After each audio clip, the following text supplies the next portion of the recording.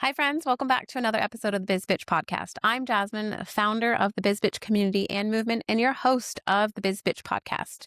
When I'm not podcasting and doing all things Bizz Bitch community, I also, in all my free time, because as entrepreneurs we have that, have a boutique studio where I help others identify what kind of membership or community that they might have in their business to make it profitable, to build out passive incomes and a business model that they already have.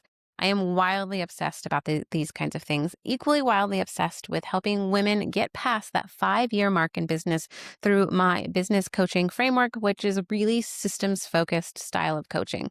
So yes, there's a lot of strategy involved in what I do, but I promise you there's actually a lot of more get your hands dirty kind of work where we are working together, getting the systems and foundations set up in your business to make sure you are successful and sustainable. On this episode of the Bizz Bitch Podcast, I am solo. And I'm really excited to be solo today. Although my last episode I recorded, which will be a little while before it's out, was gold.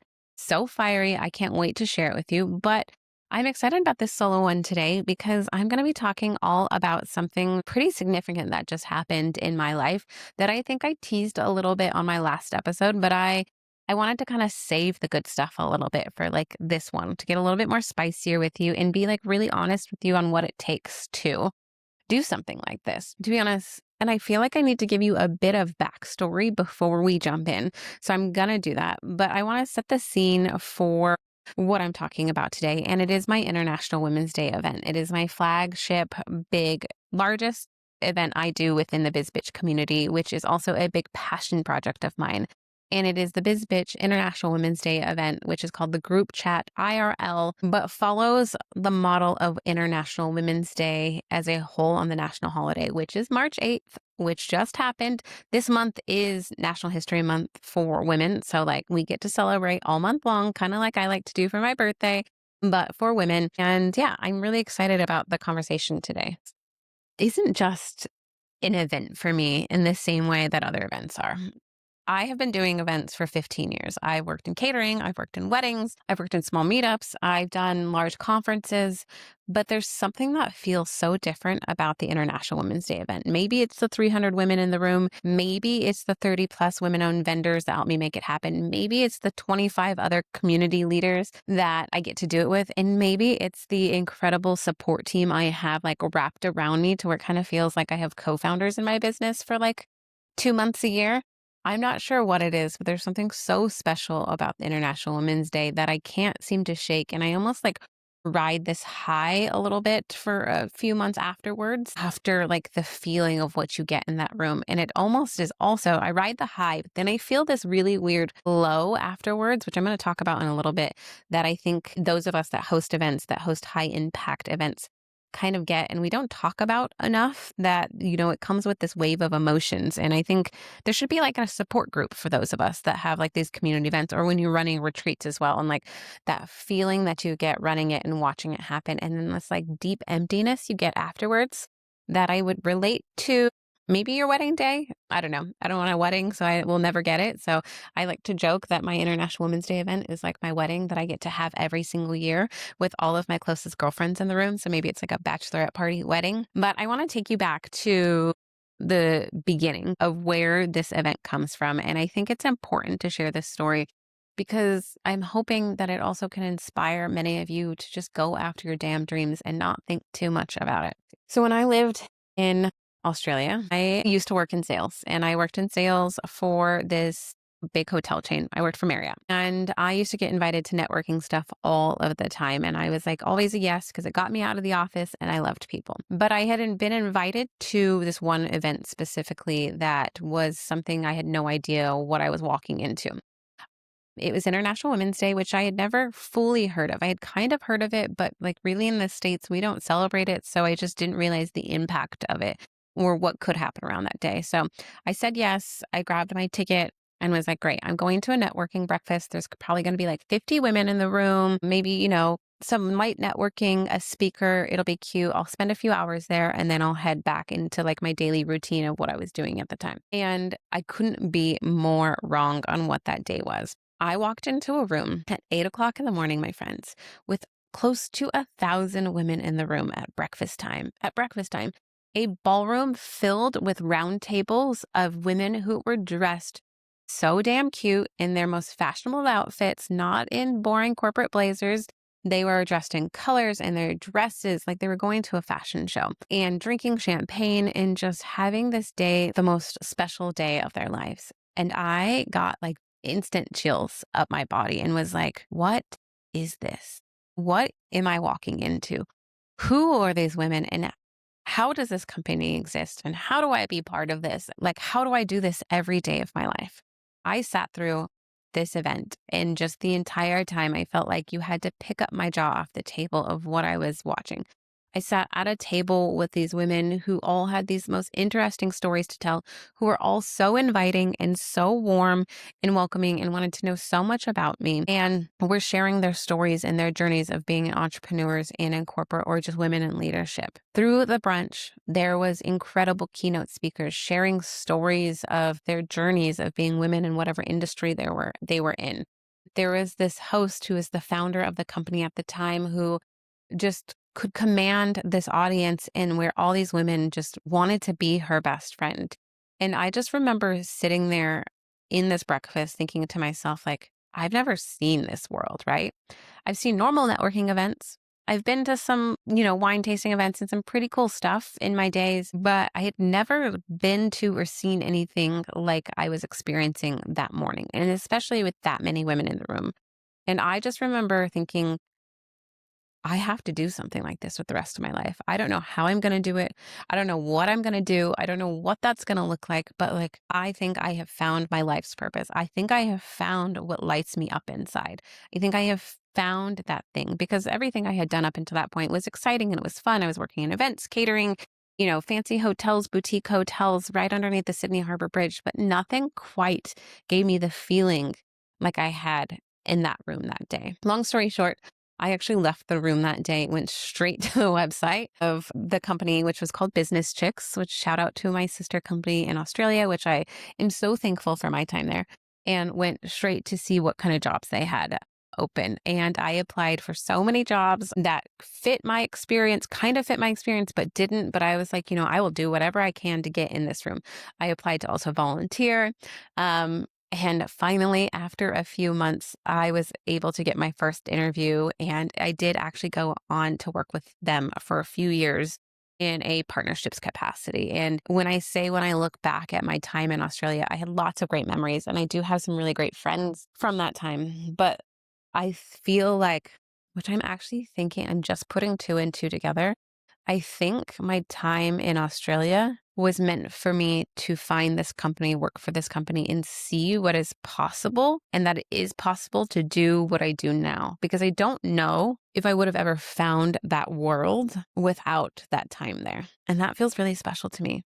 To work in an organization that was for women, by women, that was run by women, that was the leaders in my company were these really impactful and powerful women, to work for a company that was under 20 employees, to have a CEO that knows your name, that wants to see you succeed beyond her own beliefs and just knew that you could do it, to have a manager. And it was such a special time in my life and a special piece of my story that I guess maybe Australia was for that, because let me tell you, friends, I did have an Australian boyfriend and was in love and all those things. But let's just say that my time in Australia was 100% not for him. And that was a big waste of time as part of my story, but it's okay. We won't take it back. But, it was what it was.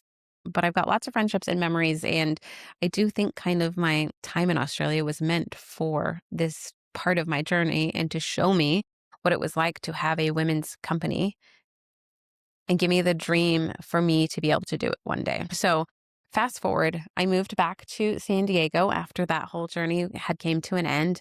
So I knew I wanted to be an entrepreneur and I knew I wanted to work around women. I just didn't quite know how to facilitate that yet. And I definitely didn't have the self-confidence to do it. So I ended up looking for different consulting roles and applying and working for a few different companies. And then I worked for another two similar style businesses that were women's communities and memberships, and both were really great and part of my journey. And I think to give me more experience in this space as I started getting closer to achieving and making my own dreams happen. Then I started on my entrepreneur journey, and I really didn't do anything with it. I just kind of let it sit. And then a few years ago, that like little thing inside of me came back up and was like, Jazmin, you're not doing this quite to the impact you thought you had. And nor did I at the times have the businesses that I felt it could be part of. But I had just launched last year in September. I had launched the Bizz Bitch community officially. So now I kind of had this container where this International Women's Day event could actually fit into. So I launched Bizz Bitch community in September. And in January of that following year, something inside of me said, I think it's time. This is your year. But what I knew with all of my events background was that I could not do it alone. I had the experience, but I didn't have the full resources, nor did I have the time and the team. And when I thought back about what it took to get the events off the ground that I used to do in Australia, we had a team, and even then we were getting our butts kicked. So I knew I needed support. So that is when I had reached out to some different women in my life who I knew shared dreams, shared values, and said, does anyone want to help me make this happen? And specifically, 3 women really jumped in to support me, and they're my unofficial board of International Women's Day, I guess one could say. But there are these 3 women that make the event that we just did a few weeks ago and the one last year possible. And it's Lex, Riley, and Morgan. And they were just ready to jump in, didn't fully know what the dream was yet, but said like, fuck yes, let's go. And then in addition to that, we started reaching out to community leaders, and it kind of snowballed.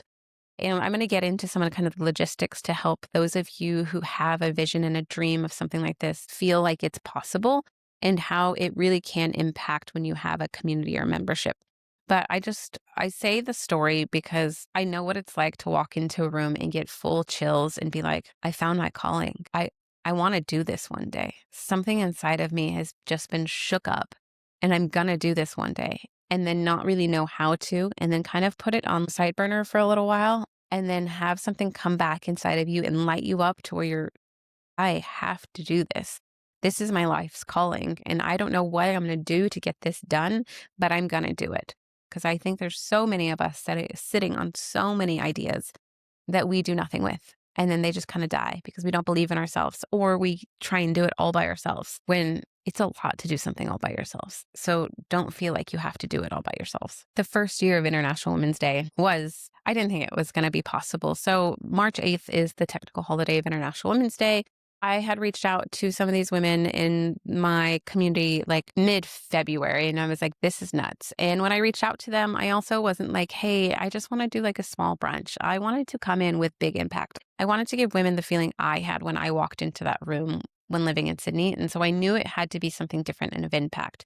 And I said to myself, you know what? I think we're going to call this San Diego's largest International Women's Day, really largest women's event of this size and of this type. So I think we're just going to really lean into it. And I started just putting the numbers out there. Yeah, I think I want it to be over 200 women. Yeah, I think I want a keynote speaker. Yeah, I want to have a performance. And I just started like dreaming up these ideas with like zero idea, to be honest, of how the hell I was going to make that actually happen, especially with at the time, a very zero budget of how I was going to do it as well. But I just put it out there and said, you know what? I believe in this, and I think others will too. And the year, like I said, the first year was so magical, and it was a little bit more bootstrapped together, but the way women showed up for each other was something so special, and something I can't forget and will never forget in the way that the women show up to pull off International Women's Day. But let me tell you, friends, the second year, this was a few weeks ago, and I feel like I'm still in this like high of it, but also in the sadness of it. The second year, friends, we really showed up. San Diego showed up. The women helping me pull this together showed up. The partners, the sponsors, everyone showed up in a way that I almost was sitting there thinking to myself, like, do I deserve this? Like, why are these people doing this? Why are they showing up for me in this way? Because I understand we're all really busy, and as entrepreneurs, we're busy. Those working in roles, everyone's really busy. And so for them to take times out of their busy schedules to make something like this happen. And I shall note, we also make something like this happen in less than 6 weeks for 2 times in a row now each year, which I'm trying to get better at, but I do feel like I work a little bit better under pressure, is something that I don't think shouldn't be missed. But I found a really interesting feeling that I was going through this year that I wanted to share. So at first, it started getting closer to the date, and I almost was like feeling in myself, are we doing this again? Are we doing this again? Am I doing this again? And then I had this feeling of like, can I do this again? And I really had to like search inside on why I was feeling like, can I do this again? Because the first year was so successful. We broke even. I had extra money that I was able to donate. So nothing major went wrong on the event. There were small things, but nothing. So I was like, why am I feeling like I can't do this again? Why am I feeling like this can't be as successful again? And I was sitting with it and I was journaling about it, and I'd go on walks and I just would think to myself, I would even go back and I'd watch the videos of the event from the year before and just think to myself, like, why do I feel like I can't do this again? Why do I not believe in myself? And when I realized to the core, that's exactly what it was. It was, do I believe in myself again to pull this off? But also, that the women that helped me last year believe in this event and the impact that it has so much again that they're willing to do this again? Because everyone's response from year one was like, that was amazing. But in my head, I kind of had this feeling, like, do they actually feel that? Or are they just saying that? On the insides, I felt like all this like internal judgment, and I was like internally processing so much to where I almost didn't do it again because I felt so much pressure. Like, how am I going to do this event again and be able to achieve that feeling we had in the room the first year, but in another way, but even with more impact, right? And also get, the ticket sold and to that number again. If there's a lot of pressure, and the pressure almost got me to a point where I just wanted to scrap it and not do it again versus just leaning into the uncomfortableness. And I wanted to talk to that because I do think sometimes as entrepreneurs, it is really exciting to get the project off the ground, to get the new course off the ground, the new event off the ground, the new membership off the ground, right? The new service. But I think when we have to keep repeating it and making it better and doing it again year after year is sometimes where we get in our head more than just that initial creative stage, right? It's where we start to avoid it. It's almost where you start to get bored with it. You start to get in your own head. Can I do this again? Can I have success with this again? Or if you didn't have success, it failed the first time, you automatically go, it failed the first time, we're not doing this again. When in reality, running a business and a successful business and is doing the exact same thing, the same service, the same product, and reselling it over and over and over again and getting just a little bit better each time and making it just a little bit tighter each time and making it a little bit stronger each time. But I often find with myself, and maybe not everyone can relate to this, that is the time where actually I doubt myself more than the creation of it. I doubt myself in the sustainability of it and the scaling of it and the rinse and repeating of it, which is so, so interesting when I look back at it. So if you've ever had a feeling like that, know that it is normal, but sit with it and why you're feeling that way and what is making you feel that way. And knowing that each time it does get a little bit better and each time it gets a little bit more exciting to do, and you can grow and scale it. And, from my own experience, year 2 was by far way better than year 1. And I didn't think that was possible. So, and it was better in so many ways. So I get asked about a lot about that event and a lot in terms of events in San Diego, right? Let's talk about filling the room at that size, in that space, in that quantity when it's not a free event.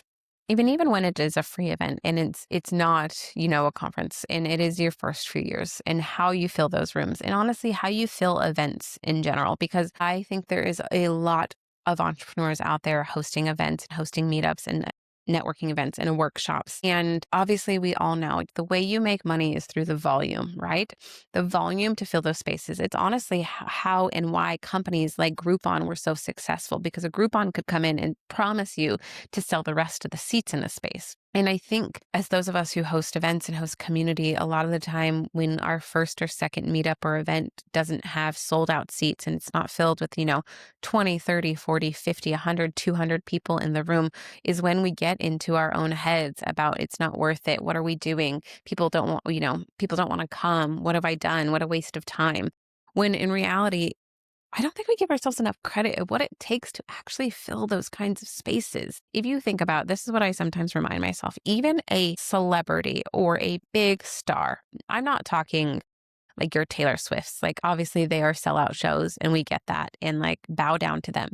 But even some comedians, right? And people that we all would think, of course, it's a sellout show. A lot of the time, they're actually not sellout shows. Movie theaters, right? There's all these places of things that we admire that also struggle to sell all their tickets and all their spaces. So when you think of yourself as the smaller business trying to fill your seats of a 100-person event, 200-person event, 300-person event, and you're struggling to fill those seats and you're not feeling like what you did is worthy and all the work you've put in, people don't want to come, and you start telling yourself these stories, realizing that even someone with that much of a stage, that much visibility, that much impact also still struggles because people are really busy.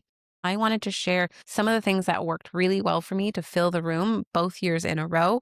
Um, to hope that you also can do the same. So number one is not just building the event alone, I think is the secret sauce of International Women's Day. And I think the secret sauce of a lot of events in finding people with aligned audiences. But there's two ways to go about this. So you can build the full event and the concept yourself, and then go and try and find affiliates to sell what your dream is, right?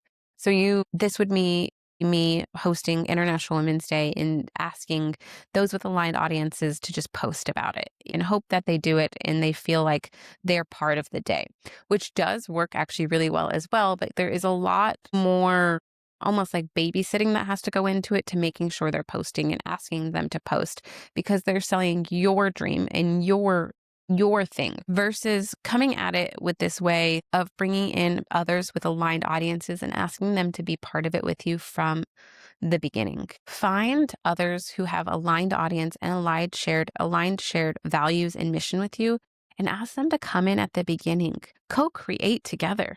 It's honestly so much more fun. I promise you that. And so by finding others who have aligned mission and bringing them into the concept and how the day will be shaped in the activities and letting them tap into their networks to bring in vendors and speakers and different people and share their expertise, we're all sharing collectively something that we're working on together. Everyone I had part of it as a community leader, as a collaborator from a larger aspect, all had like a tiny piece of part of them inside this event, whether that would have been an idea or someone they connected us to where we felt like we all we do it together. We don't just do it separately. Specifically, those that are on like the core board, make sure it's people who truly align and are all willing to put in the same amount of work as you, because the last thing you want is to feel like you did it all when they just put their brands next to it. So you want them to all come skin in the game equally. I have big events background, right? And old partnerships from when I worked in events in San Diego and the core kind of like visioning of it. And honestly, I couldn't do it without you. You know who you are, Riley. You know I love you. Thank you so much. You're the best. Can't say enough good words about you. I'm saying it here. But then we had Lex who comes on, and Lex has really good ties with more of the sponsorship side of things and the relationships with those who have bigger impact financially. And so she is able to go facilitate conversations around San Diego for sponsorship money and for larger collaborations and to put corporate ticket purchasing, right? Because I don't really hold those kinds of relationships anymore because it's not the nature of what I do. And then equally with Morgan, or Morgan also through her company with Crafter also has those kinds of relationships because she does a conference, she does partnerships. And she sits on the boards. They both sit on the boards of a lot of nonprofits with women and men who have a lot of wealth or wealthy friends and connected networks. So they're able to continue those conversations on and represent us as an event. And so we all kind of come with these core strengths. They also, I will say, in terms of speaker facilitation, like I feel like I come in with this idea of this concept of what I want the conversation to be about, but my brain doesn't work that way of being like, oh, she could talk. But the three of them together are so talented in that space that I kind of put the idea and kind of look at it and start to puzzle it together. But the way their brains go is like, oh, Jazmin has this can talk about this topic, but she could talk about this. Oh, if we paired them together, or maybe should I reach out to Josie's friend, who's Megan's friend, because she knows this person. It was pretty wild the way all their brains come together. And that really is what the collaborations and when you bring people together, so it feels like it's all of ours, not just yours, if you're the person bringing this event together. And when I say bringing on people with aligned audiences, I really mean bringing on what one would call your competitors, which I call allies. The women that I have co-creating this event with me have the exact same style of memberships that one would call a competitor, right? Other women's memberships in San Diego who do exactly what I do. We have shared audiences. And rather than me being like, oh, this is just my event, realizing that we're so much stronger when we build together and so much more powerful. So reaching out to them and saying, hey, rather than you feeling like you need to do an International Women's Day all by yourself and you too, and each of us having 20 members in the room, What happens if we all invite our members and they get to feel the impact of this day together? What happens when they come into a room with 300 new faces and the energy that they get to fill? And we put your brand right next to my brand, and you get a table at the event to share about your community to the attendees, which span across all of our communities. And there's just so much power that comes from that versus all of us trying to do many independent events versus us thinking like, oh, well, she did this event, so I'm going to do one of my own. I think a lot of the times as entrepreneurs, rather than being like, hey, should we partner and create a bigger audience and bigger turnout? Because like, I've actually really been wanting to do that style of event and we could do it together. We think we all have to independently do it ourselves. And then we're all trying to sell the tickets and we're all trying to fill the spaces with really busy schedules. And most of the time, to be honest, we're failing or not even failing. We're not making the amount of money we want to from the event because the attendance or having the impact. Because let's be honest, a lot of the time, these events we're doing as an addition to the services we're trying to offer, right? We're doing it in addition to, because if you're in a space to do events for profit and purely that's it is a very secret sauce to get there. And it does take a while because you've really got to nail it down between your sponsorships and your ticket sales. And more than likely, for events of the size that you're trying to do in that space, before you're going to make a profit, you need a few years to like make it happen. So why not collaborate together? It allows for the room that you build to feel fully aligned because the other communities you have in that space are also aligned. And we're all sharing the same mission and we all want the same impact. And in the end, we really want all of our members to feel the exact same thing. We want them to be successful female entrepreneurs, women and leaders. We want to share stories, but we just want to connect as humans with other women. And so if we can all be in that room together with that shared mission, it makes it way more fun to build together. I promise you that. One thing, before I jump into the other part of this, I realized the other thing I did forget was reaching out to other communities who maybe don't have a fully aligned audience. So I had reached out to like some Chamber of Commerce's and some other more traditional style of networking events and said, I'm doing this event, which I think would be a really great benefit to your members in your community, and I'm willing to offer you a discounted ticket for it. That was equally had a lot of power in it because they're like, oh, great. Now we don't have to add another event to our programming, yet the women inside of our communities will feel appreciated and like we're doing something for them because we're co-branded on it. Our logo's there. We're going to be there. And then it allows our women to be celebrated because, those of us that host communities, memberships, chambers, there's already such a full program and events that we do that when you're adding more events onto your calendars, it really starts to spread your team thin. So this way, when you're kind of co-branding in that way, it kind of allows you to be like, this is a benefit to our members that we're giving you access to this event and we want to invite you on our behalf with a discounted ticket. However, it's not meaning that I'm having to build the entire event from the ground up. And that's another way to kind of shift it, sell it, and talk to people when you're trying to build it. The other thing I think that isn't talked enough about in the community and events and networking space or even retreats is not every event that you do needs to be done for profit. And I know this sounds crazy and I know this sounds wild, but hear me out. I'm also not saying you need to throw it an event and lose money and be spending a ton of money because that's an interesting business model as well. But International Women's Day, I had made the decision on year one that any money left over, I was going to donate it. That was going to be part of the impact I was making and something I can do to give back. And so I said, I want to cut even. I want to please cut even because if when you host events, that is not always possible. These are really expensive productions. And any money left over, I was going to choose 2 nonprofits to donate to that felt aligned to the mission of what we were trying to achieve that day. And year 2, we did the exact same thing. And I had to make this decision on the inside because I've been challenged on this from my business coaches and my business mentors and other women in my community to be like, and even my own boyfriend to be like, wait, you stress for those 8 weeks and you spend so much time and weekends and late nights or on your laptop in bed till 2 o'clock in the morning with your little nightlight on to not make any money on it. And some don't understand that. And I will tell you why I do it. And sometimes a decision can be made from yourself on why you should do these kinds of things. Number 1 is the branding and the visibility. It allows you to get big impact with your brand and your visibility, right? And rather than paying for the marketing, because marketing does cost money, right? There's organic and social media, but like, let's be honest, friends, we need to be doing more than that in our worlds. We do need to kind of pay to play in some of these spaces.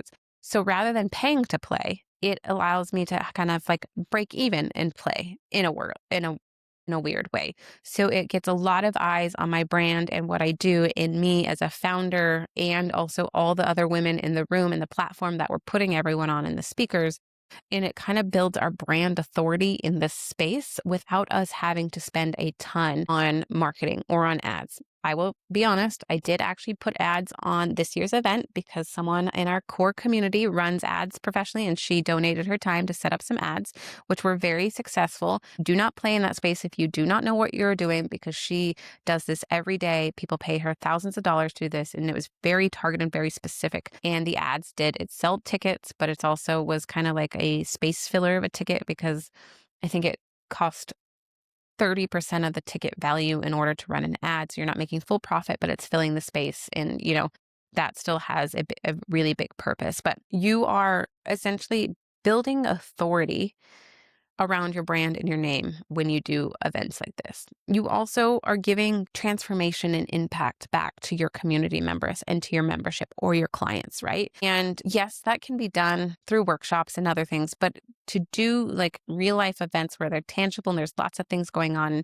I also want to preface that I'm really talking about like events more than just meetups or online workshops and online conferences. I'm talking about bigger scale events and retreats also. We can put that in this category as well. When you're doing these kinds of things, you're not necessarily just doing it to make $1 million. You're doing it because the experience that you're giving your members and your clients through this experience is something they will remember forever. And it makes them have a no-brainer when it comes to signing up for your membership again, or when it comes to signing up for the next service you're going to offer them, or your next coaching service you're going to offer them, because of the transformation and the experience they had in that room, for the human connections and the relationships they had. So knowing that sometimes these events that we do, we are not here to make $1 million. You might just be here for a branding exercise, for a visibility exercise, and then for a community experience exercise. And knowing that going into your events is really, really important in how you're building things out and also how you're making decisions. I know with International Women's Day that I want to have a really memorable experience that's high impact and doesn't feel like another boring networking event or conference. But I also know that any money that I can save in partnerships and collaborations, things I can get donated, means I'm allowed to donate, and I'm able to donate more at the end. And so that helps me with my negotiating or deciding, like, do I need it? Do I take it? Do I leave it? Do I take it? Do I leave it? Video production is a great example. This is the second time in a row that we really wanted a video production team there for like bigger video, but they're expensive, and they should be expensive because they're so talented. And we had to make the cut, because that meant if we went with a video production company, we were going to have to suffer a little bit on the end in terms of the what we were donating and how much money we're making. Same with like printed things, right? We're pretty limited on the amount of stuff we're printing, because printing's really expensive. Even when we have print partners, shout out to them, and they were amazing making this happen for us. But even with printing partners that we had, we still were limited in any additional things we wanted to print, because we just didn't want it to come from our bottom line. And also it helps us when asking for partnerships to be like, hey guys, this is actually an event exercise where we're not making a bunch of money. We're just trying to make a really special event happen for our community, for women. And it, I think, is really important to ask yourself that before you go into your own events and workshops. Because I see, and we all see, all of these incredible events all over social media where it's, you got the perfect yoga mats and everyone's in red and it's got the branded experiences, right? And the music is there. And, we're paying $75 a ticket, but it's at this really cool venue. And unless everything's always donated and partnered, which it is, there's potential and there's possibility for that, knowing that in order to do those kinds of events, it is a cost. And there is a chance that the company on the other side of it is not necessarily making money from it. And so don't think if you're trying to do events that you're just out there making money. Know that there are some other things that can act as a currency to you, as long as you do them right. And so essentially, like I said, the lead in and the visibility in the brand. So it allows people to get eyes on Bizz Bitch and know me as an authority in the women's space. So I'm top of mind. Of planning an event of any large style capacity is not for the weak at all.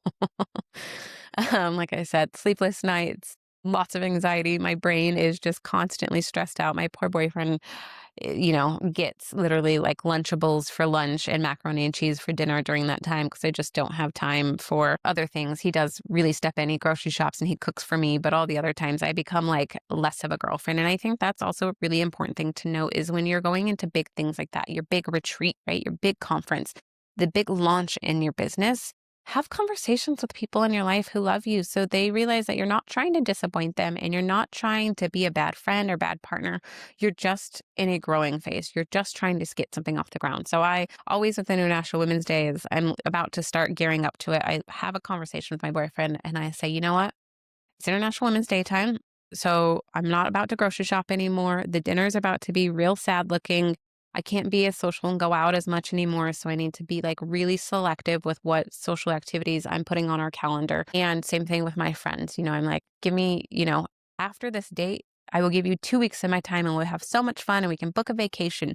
But just having that open communication with them is really helpful because it allows for him not to be disappointed or stressed if I'm in a really busy season. He, if anything, wants to help me get to the success of it and not feel so stressed out. And I don't know if that would happen if I didn't communicate with him that I needed the time to just be all in during that time of getting it off the ground. Because planning an event of that capacity is a lot of work. It really is. And so between the vendors, the sponsors, right? Everything. I just wanted to give like 3 tips and things that I use when it comes to this kind of stuff to make my life easier because I am such a systems girly. So number 1 is obviously finding someone to plan with, be part of it with, and using their strengths. If they're better with the admin, the coordination, and getting back to emails, lean into it.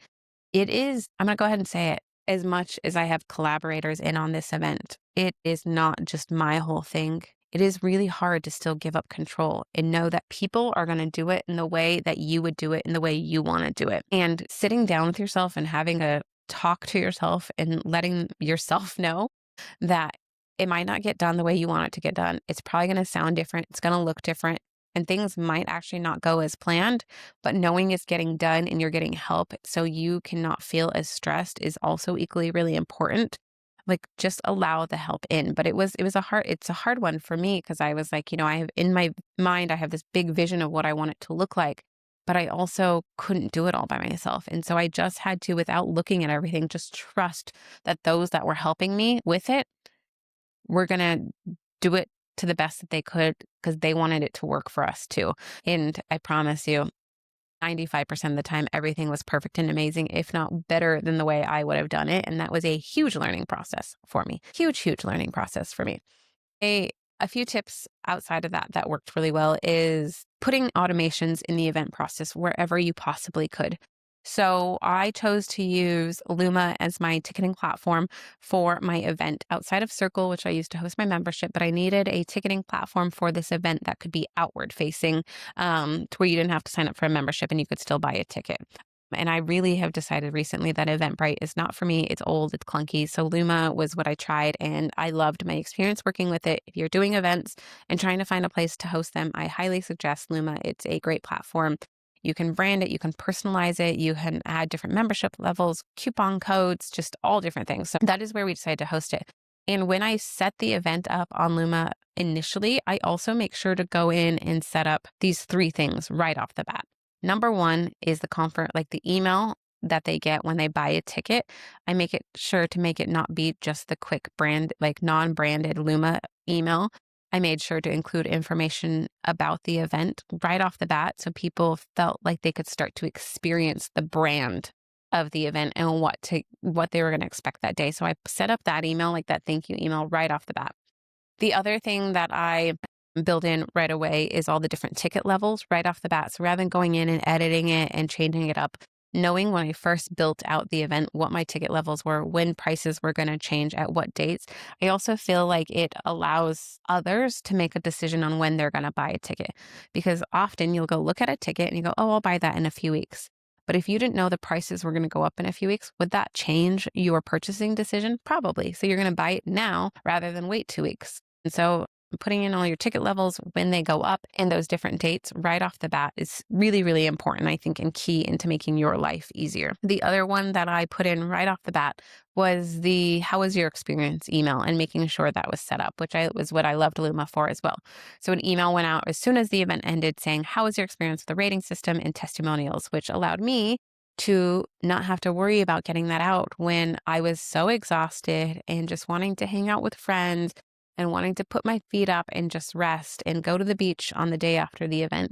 It allowed me to just relax, knowing that that email was already out there, because I am the first to admit I am the worst at getting testimonials and Google reviews. I tell my clients to do it all the time, but I'm not very good at it myself. So making sure those were in place when I first launched the event made life actually a lot easier, and I didn't have to stress about it. The other kind of back-end admin stuff is making yourself a budget sheet and tracking expenses. Excel spreadsheet, do it however you want to, but starting to track your expenses and forecast it, and also reel. So I've had forecasted about how much my event was going to cost to produce, and that I just know from experience how much things cost. I had looked this year, I could look at last year, and so we could kind of compare. But I mean, with AI these days, you can also ask that to forecast it if you give it examples, what market you're in, and just kind of price out what things are going to cost you if you had to spend all of the money for all of the things you wanted, hoping that you get partnerships and sponsorships and other things in other places, but just like knowing what your forecast is. So putting a budget sheet together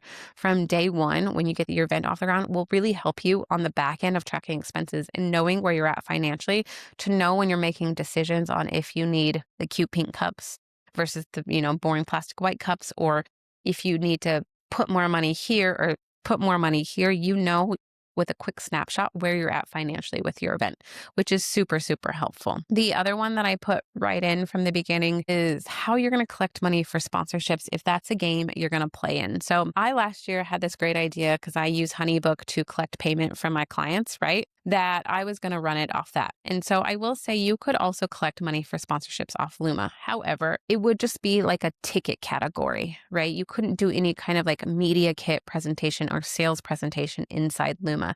You could just do it as a ticket category, which isn't a bad idea to collect the money if you wanted to like create your sponsorship kit in Canva and then have a click out to Luma to collect money. Totally doable. What I actually ended up doing is I built a lead page inside of my HoneyBook, which became like a media kit, which could talk about like who's in the room, the data about the women in the room, what they can expect from this event, what makes it different, why they should sponsor, right? Lots of colorful, engaging photos of who's going to be there. So when they were looking through the lead page, it's almost like a sales page of the event. And then at the bottom, the sponsorship levels were there to where they could literally just click a button, go pay with their credit card, and get an invoice. So I didn't have to worry about any of that admin happening. And once again, I put in a confirmation email or 2 or 3 after their purchase that was automated saying, thank you so much for being a sponsor. Someone will be in touch, but please email your logo, right? And all these different things that every time someone sponsored or someone bought a ticket, I didn't need to go think about doing any of this admin. It was already in place and helping the people making the purchases feel like they had the information they needed, which kept my inbox for the most part at a minimum in terms of the admin and coordination. And it's really helpful to just do those things from the beginning. You'll hear me say it again and again. Systems, automations, these things are put in your place so you can focus AI, so you can focus on the parts that you want to do and the places you want to show up for more. You can show up more for your community. You can show up more for the event if you're not worrying about all this back end admin stuff and just leaning in on the systems that you already have or things that are easy to make your life easier when you're throwing events or meetups. There is some other unsexy parts of throwing an event to this capacity, which I do think needs to be talked about, because the more and more I talk to founders, entrepreneurs, I'm realizing that we're not protecting ourselves enough. And it makes me nervous a little bit, to be honest. So when you are bringing 300 women into a room, there's a lot of liability in more than one way, right?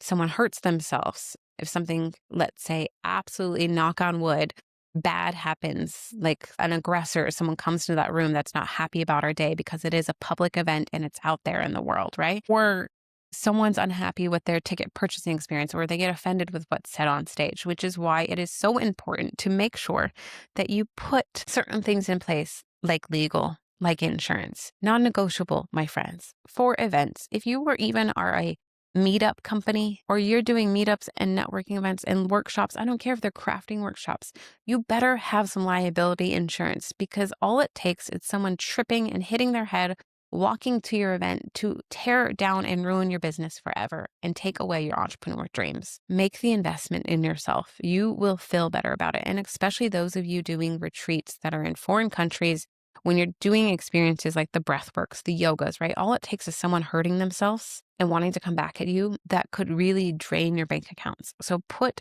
the insurance in place. It's an additional protection. Make sure you are doing liability waivers as well. When people arrive to your event, get a lawyer, buy a template, get a liability waiver. So people, when they're entering your event, are signing away their liability. Just signing away so you're no longer liable for something if it happens in that space. Making sure that you're pulling a certificate of insurance for the day. Even if the venue, to be honest, doesn't require it, make sure you're pulling it for extra coverage. The event spaces that we're playing in at the size and capacity of this size, it requires them. So we had to pull them. A lot of our vendors had to pull them.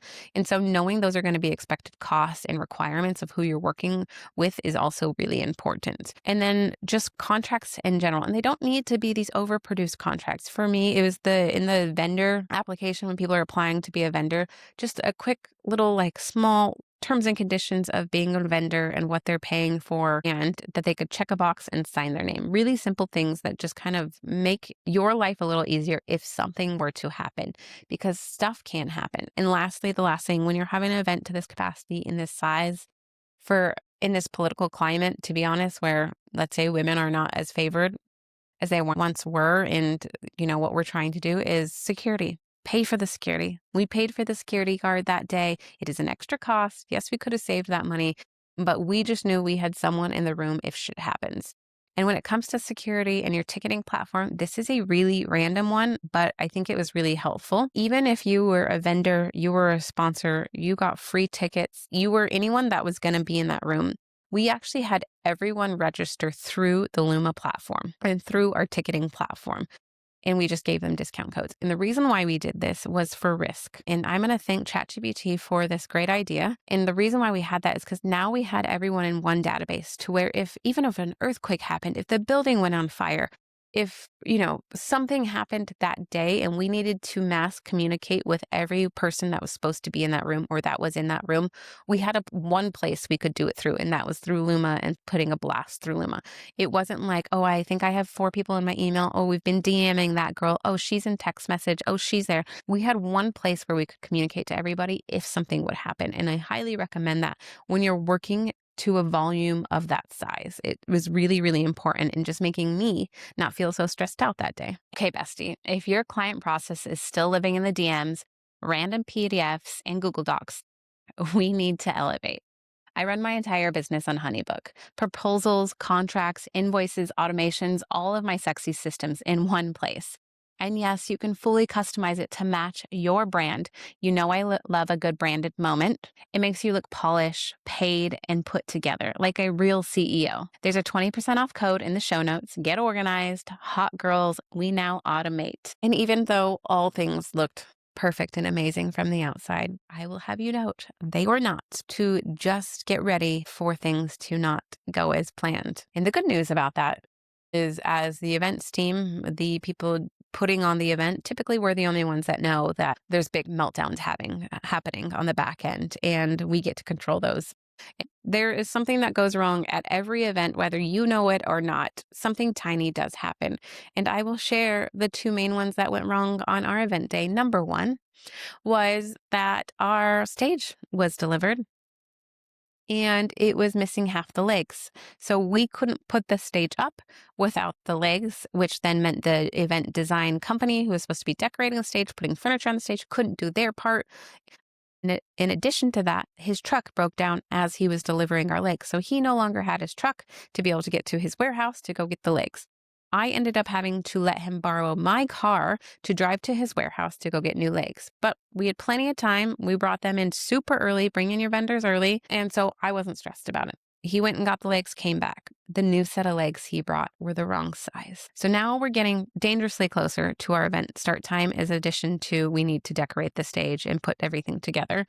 set up the audio mics, those kinds of things. So once again, he has to go back to the warehouse for his second time to go get the legs. Our stage was just being delivered at like 10:40 a.m., which meant that the design team had to go on top of that.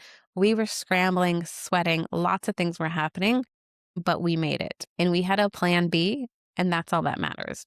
The other really interesting thing that happened was that our MC, our most amazing MC who absolutely rocked it, Chef Claudia Sandoval, thank you, thank you, thank you. You absolutely killed it. She is a winner of MasterChef. She has been a Chopped judge. She is absolutely insane, so talented. We were so lucky to have her as an MC, but she lives across the border.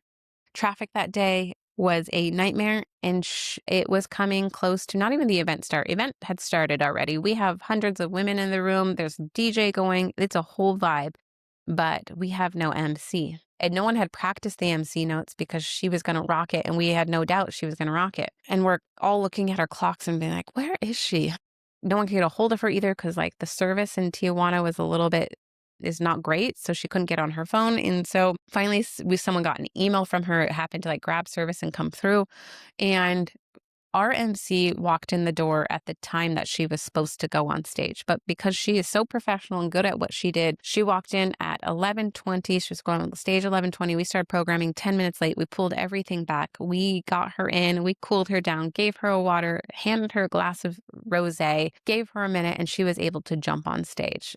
Last year, I made the decision that I wanted to bring in day of operations team for the event. So me and my team who had been planning it could actually enjoy the event. And I think that is the biggest, sexiest move that we had done. And yes, that is one of those things that you say, yes, it is worth it, because they are able to be there and do the stressing and the coordination, talk to volunteers, talk to vendors, talk to the venue, right? Do all of that behind the scenes stuff, which allowed me to be fully present at the event, to get up on stage and do my speech, to be able to connect with the vendors there, to be able to connect with the guests there, have conversations, and enjoy the day. And it is the best investment, I would say, if you're going to events that size, that I would recommend. But honestly, even for an event with 50 people, having an extra set of hands with you, paying your best friend, paying a college intern, someone else there to be your second set of hands to worry about those kinds of things. If the catering doesn't show up, lights go wrong, for them to be the person that stresses so you can be fully dropped in and engaged and be present, there's really no value you could put on something like that. Even just wrapping this up and talking about the event has gotten me back into my feels, to be honest, to realize I'm so lucky to have all these incredible women in my world, and men and our allies and the sponsors and the vendors and everyone that was part of that day. I'm so grateful because they believe in the overall impact and mission of what we're trying to do with the International Women's Day event and Bizz Bitch movement in general.